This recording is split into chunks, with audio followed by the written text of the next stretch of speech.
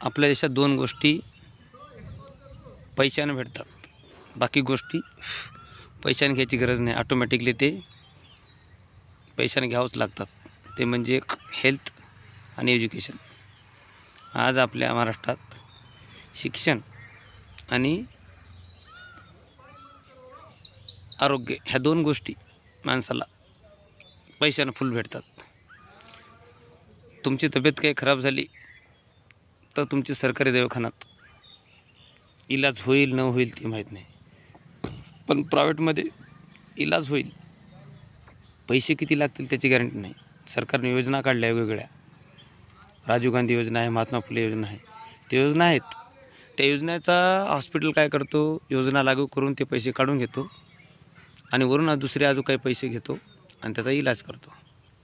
त्यामध्ये माणूस खुश, ते हॉस्पिटल खुश, गव्हर्नमेंट खुश. गव्हर्नमेंट यामुळे खुश की गव्हर्नमेंटला वाटते की आमच्या स्कीममुळे याचा फायदा झाला. हॉस्पिटलला वाटते की बरं झालं बा, हे पेशंटाला आमचा फायदा झाला. आणि पेशंटला वाटते की बरं झालं म्हणजे अर्धे पैसे वाचले, मला गव्हर्नमेंटनं फायदा केला. ह्या लपड्यामध्ये कोणाला कळालं आहे की माणसाच्या जीवनाशी खेळणं चालू आहे सध्या फुल टू.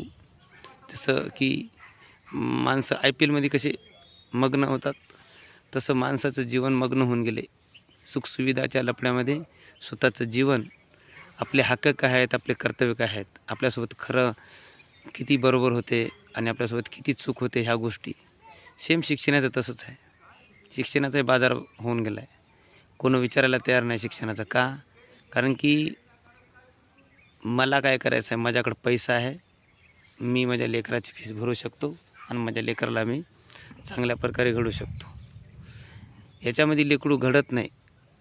लेकराचं माइंड वॉश होऊन लेकराला एका जागी स्टँड करायचा प्रयत्न आपण करतो आहे आणि हेच आपली चूक होत आहे. आणि ज्या दिवशी समजल तोपर्यंत तुम्ही म्हातारे होऊन जाता आणि तो लेकरू आपल्या एजमध्ये येऊन जातो. तो फक्त शाळासारखंच वागतो मायबापासोबत. शेवटी शाळामध्ये जे शिकवितात त्या कॉन्व्हेंट शाळा, इंग्लिश स्कूल शाळा, तसंच तो मायबापासोबत वागतो आणि त्याचे पडसाद म्हणजे त्याचे परिणाम मायबापाला वयाच्या 50व्या आणि 62व्या वर्षी कळतात. सत्य आणि खरी परिस्थिती आहे. बघा, तुम्हाला काय वाटते?